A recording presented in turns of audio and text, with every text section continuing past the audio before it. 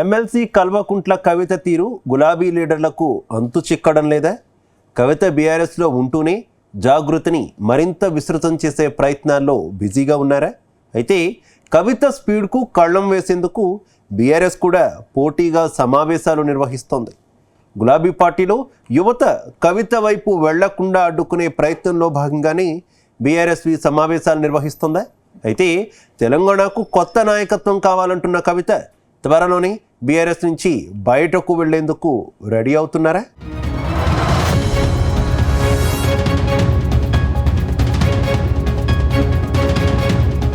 MLC కవిత మంచి దూకుడు మీదున్నారు. అంది వచ్చిన అవకాశాన్ని ఎక్కడా వదులుకోవడం లేదు. ఓవైపు బీఆర్ఎస్ పార్టీ కార్యక్రమాలలో పాల్గొంటూనే జాగృతిని మరింత విస్తృతం చేస్తున్నారు. కొద్ది రోజులుగా జాగృతిని బలోపేతం చేసుకునేందుకు యువ లీడర్లను ఆకట్టుకునేందుకు కవిత ప్రయత్నిస్తున్నారు.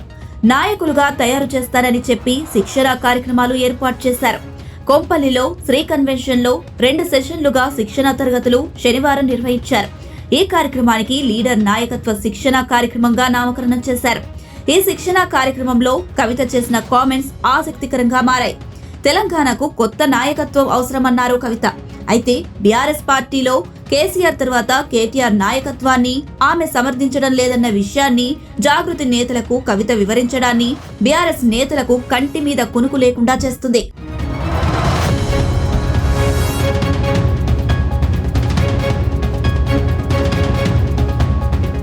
కొద్ది రోజుల క్రితమే సింగరేణి కార్మిక సంఘం గౌరవ అధ్యక్షురాలిగా ఉన్న కవితను పక్కకు తప్పించారు. కవిత స్థానంలో మాజీ మంత్రి కొప్పుల ఈశ్వర్ కు బాధ్యతలు అప్పగించారు. అయితే సింగరేణిలో తనకు జరిగిన అవమానాన్ని కవిత తట్టుకోలేకపోతున్నట్టు తెలుస్తుంది. అయితే బీఆర్ఎస్ లో తనకు జరుగుతున్న వరుస అవమానాలు ఎదుర్కోవడం కంటే పార్టీలో నుంచి బయటకు రావడమే బెటర్ అనే ఆలోచనలో ఉన్నట్టు సమాచారం.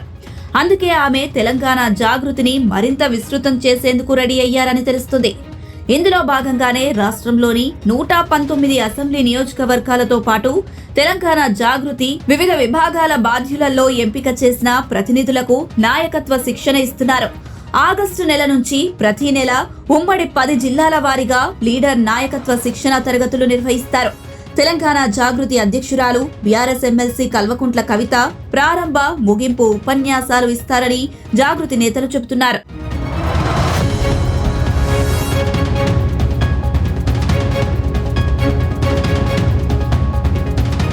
ప్రస్తుతం కల్వకుంట్ల కవిత జాగృతి నాయకత్వాన్ని బలోపేతం చేసే పనిలో బిజీగా ఉన్నారు. అందుకే ఆమె యువ నాయకత్వంపై ఎక్కువగా ఆశలు పెట్టుకున్నారు. తెలంగాణకు కొత్త నాయకత్వం అవసరం అంటూ కవిత చెప్పుకొచ్చారు. అంతేకాదు తెలంగాణ జాగృతి 19 ఏళ్లుగా తెలంగాణ కోసం పనిచేస్తుందని చెప్పారు. అయితే కవిత కొత్త నాయకత్వం పేరు ప్రస్తావించడంపై రకరకాల చర్చ నడుస్తుంది. ఆమె బీఆర్ఎస్ పార్టీ నాయకత్వాన్ని సమర్థించడం లేదా బీఆర్ఎస్ లో నుంచి బయటకు వచ్చి కొత్తగా పార్టీ ఏమైనా పెడతారా అన్న టాక్ వినిపిస్తుంది. అయితే కవిత తీరును కొద్ది రోజులుగా గమనిస్తున్న గులాబీ పార్టీ హైకమాండ్ పార్టీలో క్యాడర్ చేజారిపోకుండా ప్రయత్నాలు చేస్తుంది. అందుకే కవితకు కౌంటర్ గా బీఆర్ఎస్ కూడా వరుస కార్యక్రమాలు చేపడుతుంది. బీఆర్ఎస్ విద్యార్థి విభాగ శిక్షణ కార్యక్రమాలను ఏర్పాటు చేసింది. మన కట్టు, మన బొట్టు, మన బతుకమ్మ, మన బోనం, ప్రతి ఒక్క దాని గురించి కూడా తెలంగాణ జాగృతి అన్ని సందర్భాల్లో కొట్లాడేది. మీకు తెలుసు, తెలంగాణ ఉద్యమం నడిచినటువంటి సందర్భంలో నంది అవార్డ్స్ జరుగుతుంటే మన యాసను అవహేళన చేసినటువంటి ఒక క్యారెక్టర్కి నంది అవార్డు ఇస్తున్నారని పోయి ప్రొటెస్ట్ చేసినటువంటి ఒకే ఒక సంస్థ తెలంగాణ జాగృతి. ఆ తర్వాత ఉద్యమం జరుగుతున్నటువంటి సందర్భంలో సినిమాలు తీసి ఆ సినిమాలలో వచ్చే డబ్బులు మళ్ళీ మన తెలంగాణలోనే ఖర్చు పెట్టి తెలంగాణకు వ్యతిరేకంగా పనిచేస్తున్నారన్న నేపథ్యంతో ఆంధ్ర సినిమాలు అడ్డుకోవాలని ఆనాడు పిలిపించిన ఏకైక సంస్థ తెలంగాణ జాగృతి. ఎందుకు ఈ మాట చెప్తా ఉన్నా అంటే, నమ్మిన సిద్ధాంతం కోసం ఎంత పెద్ద వ్యక్తులైనా సరే, పెట్టుబడిదారి వ్యవస్థ అయినా సరే, ఎంత పాపులర్ మాధ్యమం అయినా సరే వారికి ఎదురొడ్డి నిలబడ్డటువంటి సంస్థ తెలంగాణ జాగృతి. తాజాగా తెలంగాణ జాగృతికి పోటీగా నాచారంలో బీఆర్ఎస్వి శిక్షణ కార్యక్రమాన్ని చేపట్టారు. ఈ కార్యక్రమానికి మాజీ మంత్రి హరీష్ రావు ముఖ్య అతిథిగా హాజరయ్యారు. ఈ సమావేశంలో 10 ఏళ్ల బీఆర్ఎస్ పార్టీ చేసిన సేవా కార్యక్రమాలను వివరించారు.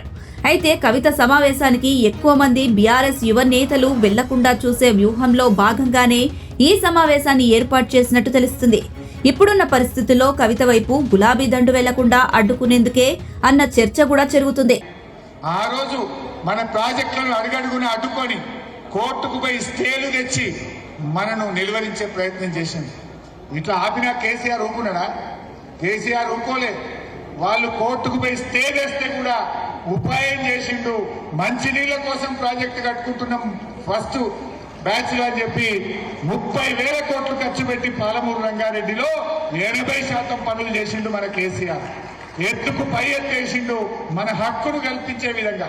రేపు కృష్ణా ట్రిబ్యునల్ ముందు వాదనలు వినిపించాలంటే, నీళ్లు పొందాలంటే ఖర్చు పెట్టాల్సిందే. 30,000 కోట్లు ఖర్చు పెట్టినాం, మాకు 16 లక్షల ఎకరాలకు నీళ్లు వస్తాయని చెప్పి ధనార్దన్ పాలమూరు ప్రాజెక్టు కేసీఆర్ కట్టింది.